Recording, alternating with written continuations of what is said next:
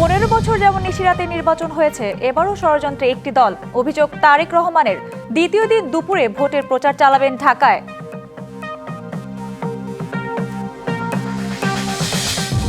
একে অপরকে আঘাত নয়, নিজ নিজ দলের প্রচার করা উচিত মন্তব্য জামায়াত আমিরের। বস্তা পচা রাজনীতির পরিবর্তনে গণভোটে হ্যাঁ ভোট দেওয়ার আহ্বান।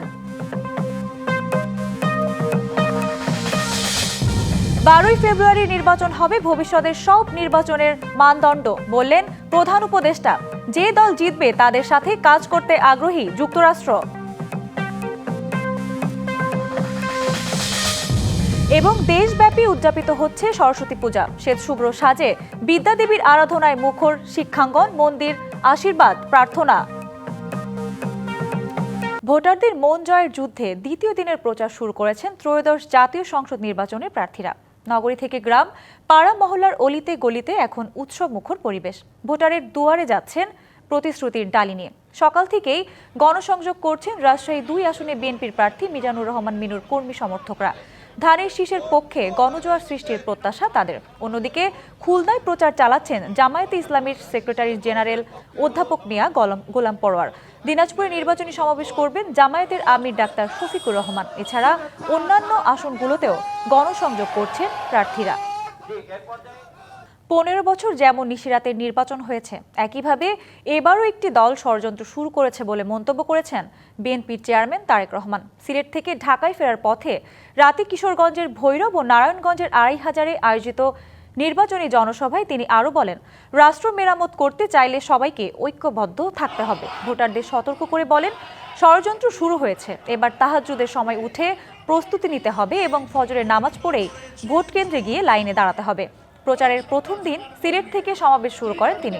বৃহস্পতিবার বেলা 12টায় সিলেট আলিয়া মাদ্রাসা মাঠে প্রথম নির্বাচনী সমাবেশে বক্তব্য রাখেন তারেক রহমান। সর্বশেষ নরসিংদী সমাবেশে বক্তব্য দিয়ে রাত 4টার কিছুক্ষণ পর ঢাকার উদ্দেশ্যে রওনা হন। এর আগে বেলা 3টায় মৌলভীবাজার, সন্ধ্যা 6:30টায় হবিগঞ্জ, রাত 10:30টায় ব্রাহ্মণবাড়িয়ার সরাইল, রাত 12:15টায় কিশোরগঞ্জের ভৈরব উপজেলায় বক্তব্য দেন। শেষ কয়েকটি নির্বাচনী সমাবেশে ভোর রাত পর্যন্ত নেতাকর্মীদের অপেক্ষা করিয়ে রাখার জন্য দুঃখ প্রকাশ করেন তারেক রহমান। গত 15 বছর যেমন আমির নির্বাচন হয়েছে, নিশিরাতের নির্বাচন হয়েছে, মনে আছে না? মনে আছে, আপনাদের ভোট দিতে দেয় না। ঠিক একইভাবে এইবার আবার ষড়যন্ত্র শুরু হয়েছে একটা দলে। পত্রিকার খবরে এসেছে নিরীহ মা বোন যারা ভোটার গিয়ে তাদের আইডি, এনআইডি নাম্বার নিচ্ছে, গিয়ে তাদের ফোন নাম্বার নিচ্ছে, বিকাশ নাম্বার নিচ্ছে। তাদেরকে বাংলাদেশের মানুষ 50 বছর আগেই দেখে ফেলেছে যে তারা কি জিনিস। কাজে এই ষড়যন্ত্রকারীদের বিরুদ্ধে আমাদেরকে সজাগ থাকতে হবে। বস্তা পচা রাজনীতির পরিবর্তনের জন্য গণভোটে হ্যাঁ ভোট দেওয়ার আহ্বান জানিয়েছেন জামায়াতে ইসলামীর আমির ডাক্তার শফিকুর রহমান। ত্রয়োদশ সংসদ নির্বাচনের প্রচারের অংশ হিসেবে উত্তরাঞ্চল যাওয়ার পথে ঢাকার হযরত শাহজালাল আন্তর্জাতিক বিমানবন্দরে এই আহ্বান জানান তিনি। বলেন, প্রচারণায় একে অপরকে আঘাত না করে নিজ নিজ দলের প্রচারণা চালানো উচিত। জাতীয় সংসদ নির্বাচন আর গণভোটের প্রচারণা শুরু হয়েছে। সরকারের আগেই গণভোটের প্রচারণা শুরু করেছেন, কিন্তু আরপিওকে সম্মান করতে গিয়ে আমরা ওরকম প্রকাশ্য প্রচারণায় আমরা সামিল হইনি। পরস্পরকে আঘাত না করে নিজের কর্মসূচি নিয়ে জনগণের কাছে যাওয়া প্রয়োজন। জনগণ যাদেরকেই তাদের মূল্যবান ভোট দিয়ে, সমর্থন দিয়ে, ভালোবাসা দিয়ে কবুল করে নেবে, গ্রহণ করে নেবে, আমাদের সকলের তার প্রতি শ্রদ্ধা প্রদর্শন করা উচিত। 12ই ফেব্রুয়ারি নির্বাচন ভবিষ্যতের সব নির্বাচনের মানদণ্ড তৈরি করবে বলে ঢাকায় নিযুক্ত মার্কিন রাষ্ট্রদূতকে জানিয়েছেন প্রধান উপদেষ্টা ডক্টর মোহাম্মদ ইউনূস। এই সময় মার্কিন রাষ্ট্রদূত প্রধান উপদেষ্টাকে জানান, আসছে নির্বাচনে যে দলই জয়ী হবে তাদের সাথে যুক্তরাষ্ট্র কাজ করতে আগ্রহী। নবনিযুক্ত মার্কিন রাষ্ট্রদূত ব্রেন্ট ক্রিস্টেনসেন রাষ্ট্রীয় অতিথি ভবন যমুনায় দেখা করেন প্রধান উপদেষ্টা ডক্টর মোহাম্মদ ইউনূসের সাথে। এ সময় প্রধান উপদেষ্টা আরও বলেন, সুষ্ঠু, স্বচ্ছ ও অবাধ নির্বাচনের জন্য প্রস্তুত সরকার। নির্বাচন উৎসব মুখর হবে জানিয়ে প্রধান উপদেষ্টা জানান, এতে ইউরোপীয় ইউনিয়ন সহ সকলেই পর্যবেক্ষক পাঠাবে। বাংলাদেশ সহ 75টি দেশের ওপর আরোপিত সাম্প্রতিক মার্কিন ভিসা নিষেধাজ্ঞা নিয়েও আলোচনা হয়। ত্রয়োদশ জাতীয় সংসদ নির্বাচনে ভোটের দিন ঠিক হয়েছে 12ই ফেব্রুয়ারি। সারা দেশে বইছে সেই ভোটের হাওয়া। এ নিয়ে কি ভাবছেন সাধারণ মানুষ থেকে শুরু করে আগামীর জনপ্রতিনিধিরা, সে কথা জানাতে ডিবিসি নিউজের ইলেকশন এক্সপ্রেস ছুটে যাচ্ছে সব সংসদীয় আসনে। এখন আছে সংসদীয় আসন 255 কুমিল্লা 7-এ। স্বাগত জানাচ্ছি সিএসআরএম ডিবিসি ইলেকশন এক্সপ্রেস। আমার সঙ্গে এই মুহূর্তে যুক্ত আছেন কুমিল্লা 7 আসনে খেলাফত মজলিস কিংবা 10 দলীয় জোটের যিনি মনোনীত প্রার্থী। কথা বলবো, জানার চেষ্টা করবো আগামী নির্বাচনে তিনি কি ভাবছেন। স্বাগত আপনাকে সিএসআরএম ডিবিসি ইলেকশন এক্সপ্রেসে। যেহেতু আপনি এই আসনে থাকেন, আসনে বসবাস করেন, আপনি এই আসনের সন্তান, আপনি অভিভাবক হতে চান, কি কারণে আপনাকে ভোট দেবে, দেয়ালগড়িকে ভোট দেবে? আপনাদের সকলকে এই লাইভের মাধ্যমে আমি সকলকে মোবারকবাদ জানাই। আপনি যে সংক্ষেপে বলেছেন এই কারণে আমি সংক্ষেপে বলতে চাই, আসলে আমি এই এলাকার চলাফেরা, রাস্তাঘাট থেকে নিয়ে প্রতিটি সেক্টরে বিগত সরকার যেভাবে দুর্নীতি করে প্রতিটি সেক্টরকে ধ্বংস করে ফেলেছে, সেই থেকে আমাদের এই এলাকার জনগণ, চান্দিনার জনগণ প্রতিটি জায়গায় ভোগান্তি হচ্ছে।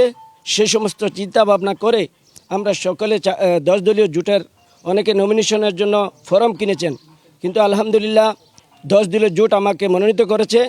আমি আশা করি চান্দিনার রাস্তাঘাট, কৃষি এবং নারী হাসপাতাল সমস্ত কাজে আমরা ইনশাল্লাহ এই 10 দলীয় শিক্ষা প্রতিষ্ঠান সহ 10 দলীয় জোটের নেতৃবৃন্দকে নিয়ে আমরা যদি সরকার গঠন করতে পারি, ইনশাল্লাহ আমরা প্রতিটি সেক্টরকে আমরা কাজের মাধ্যমে প্রমাণ করে দিব যে চান্দিনাতে আমরা সকল 10 দলীয় জোট ঐক্যবদ্ধ আছি। ইনশাল্লাহ আমরা চান্দিনাকে একটি মডেল থানা হিসেবে চান্দিনাবাসীকে উপহার দিব।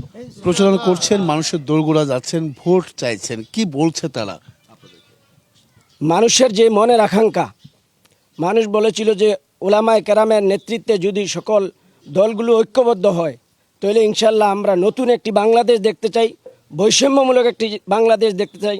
সেই আলোকে আমরা যে মানুষের কাছে যাই, মানুষের একটি কথা আমরা বহুত দেখেছি, বারবার আমরা মানুষের প্রতারিত হয়েছি। এবার আমরা ইনশাল্লাহ নতুন করে বাংলাদেশ যারা সাজাবে, এনসিপি সহ জামাত ইসলাম আমাদেরকে মানুষ সক্রিয়ভাবে আমাদেরকে মানুষ সহযোগিতা করতেছে, সর্বাধিক দিয়ে মানুষ আমাদেরকে মূল্যায়ন করতেছে। নারী ভোটাররা কি বলছেন যখন যাচ্ছেন তখন কি? নারী ভোটাররা বলছে একটি গোপন বিপ্লব হবে, নারীরাই সবচেয়ে আমাদের দিকে এগিয়ে।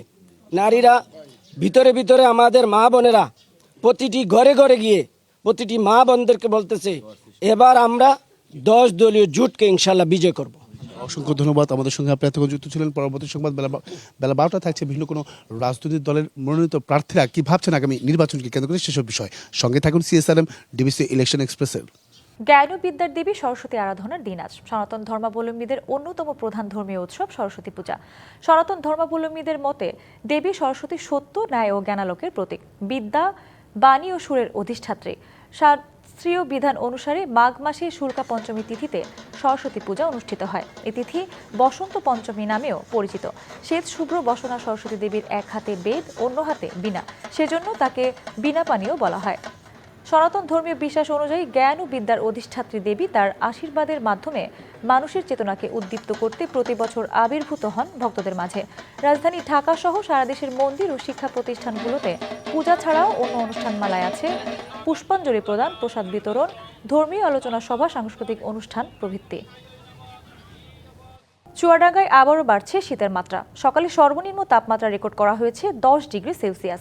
মাঘের প্রথম সপ্তাহে জেলাটির তাপমাত্রা 10 থেকে 12 ডিগ্রির মধ্যে ওঠানামা করছিল, কিন্তু সে তাপমাত্রা আবারও কমতে শুরু করেছে। সকাল থেকে সূর্যের দেখা মিললেও হিম শীতল বাতাসের কারণে শীতের তীব্রতা বেশি অনুভূত হচ্ছে।